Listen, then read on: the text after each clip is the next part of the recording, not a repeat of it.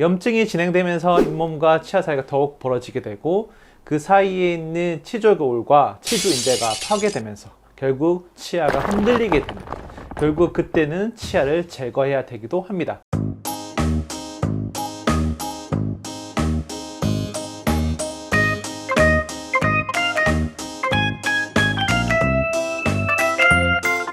안녕하세요. 성능어병원 나이밍 테스트 나경원 원장입니다.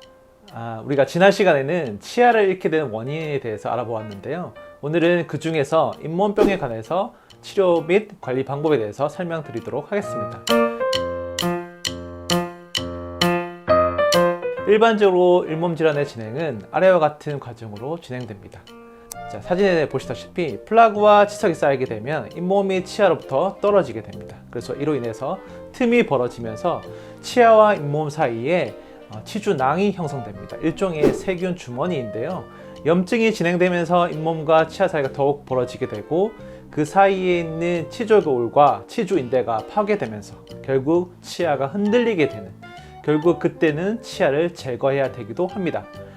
간단한 그림이긴 하지만 정확하게 잇몸 질환이 어느 수준인지 그리고 어느 단계에 있는지 치과 관련 전문가가 아니면 쉽게 판단하기 어렵습니다. 그래서 실제로 위 사진과 같이 심각한 잇몸 질환 상태임에도 그 심각성을 못 느끼고 계시는 분들이 많다는 걸 저희가 진료를 하다 보면 많이 경험하게 됩니다.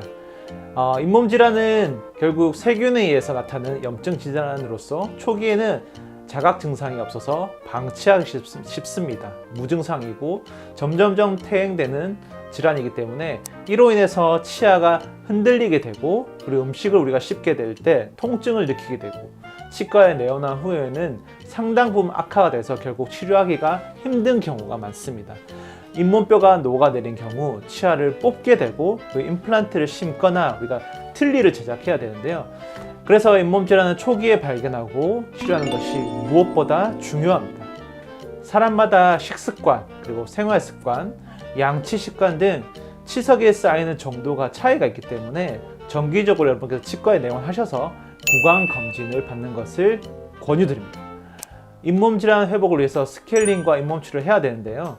양치질로서는 한계가 있습니다. 아무리 양치질 잘하더라도 치아 주변에 딱딱한 돌같이 붙어있는 치석은 제거되기가 쉽지 않습니다. 또한 잇몸 주변의 염증으로 인해서 그 세균 주머니가 형성이 되면 양치질로는 세균 주머니의 세균과 염증을 완벽하게 제거하는 게 어렵습니다. 그래서 우리가 매일 하는 양치질은 간단한 집안 청소라고 할 수 있다면 주기적으로 행하게 되는 스케일링과 잇몸 치료는 대청소라고 할 수 있습니다. 그래서 스케일링은 우리가 전용 스케일러 팁을 이용해서 치아 표면에서부터 잇몸 안쪽에 들어가 있는 치태와 치석을 제거하는 술식입니다.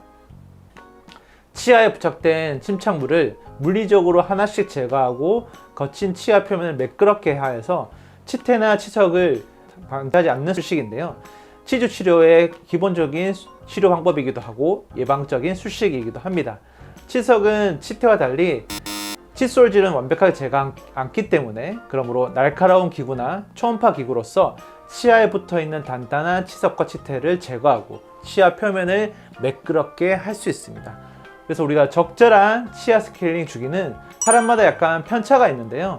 일반적으로 우리가 치실, 그리고 치관 칫솔 등을 사용해서 평소에 구강 관리 잘 하는 경우라면 1년에 한 번 정도 스케일링 받으면 적절합니다. 하지만 병원에 오시는 대부분의 환자분들은 치주 질환이 있거나 흡연을 한다던가 혹은 구강 관리에 취약한 경우라면 3개월에서 혹은 6개월에 한 번 정도 치아 스케일링을 받으시는 것을 추천합니다. 잇몸 치료는 때로는 마취를 하고 더 깊은 곳에 있는 세균 주머니를 전용 스케일러와 수기구인 큐렛을 이용해서 잇몸을 깨끗하게 하는 적극적인 치료입니다. 잇몸 치료의 특성상 전체 치아를 6부위로 나눠서 그 6부위를 부분적으로 치료를 하게 됩니다.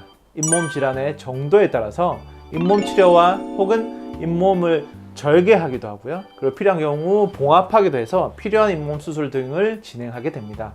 잇몸 치료와 잇몸 수술은 치석 제거와 함께 보험 적용이 되기 때문에 여러분들 좀 더 부담 없이 진료를 받는 것을 추천드립니다. 추가로 재생물질 등이 있는데 재생물질 쓸 경우 일반적인 잇몸 수술에 비해서 비용이 더 추가적으로 청구되나 마찬가지로 보험 적용이 되기 때문에 적극 적용하기를 추천드립니다.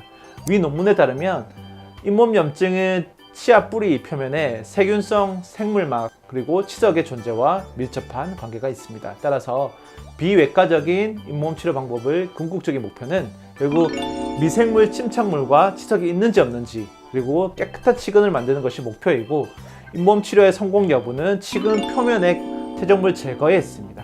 그래서 우리가 치주염이 있는 치아 뿌리의 치료에서 최종 마무리 절차로 초음파 스케일러로 개사된 조직을 제거한 다음에 표면을 매끄럽게 하기 위해서 수동기구 사용도 권장되고 있습니다. 따라서 검사기구를 이용해서 우리가 잇몸 전반에 있는 치주낭 깊이, 즉 잇몸의 깊이를 측정을 하고 염증 정도도 체크하고 방사선 촬영을 해서 치근을 둘러싸고 있는 치조골, 즉 잇몸뼈의 파괴 정도를 측정합니다. 그래서 우리가 정확한 진단을 하기 위해서는 잇몸 검사는 반드시 필요하고 진단에 따라서 알맞은 치료 계획을 세우게 되고 환자의 상황에 맞게 우리가 스케일링과 잇몸 치료를 적용하게 되는 거죠. 잇몸병과 치료 방법에 대해서 이해하는 데 조금 도움이 되셨을까요? 오늘 영상은 여기까지로 하고 다음 영상에서는 적극적인 평소 구강 관리 방법에 대해서 설명드리도록 하겠습니다. 이상입니다. 오늘은 나이밍 덴티스트 여기까지입니다. 반갑습니다.